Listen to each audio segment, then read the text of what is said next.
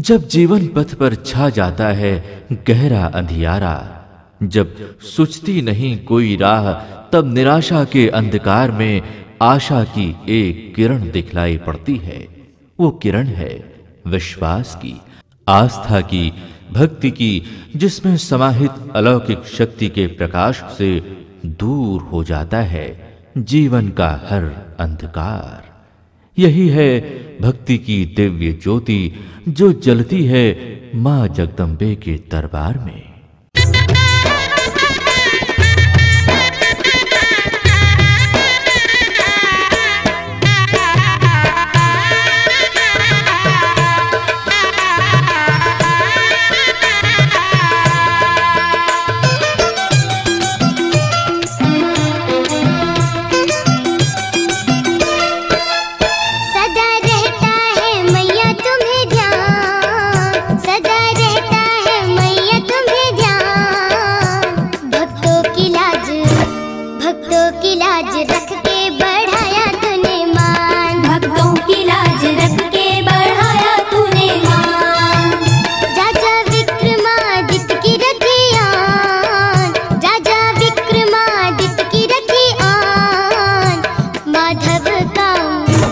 माधव काम कंदला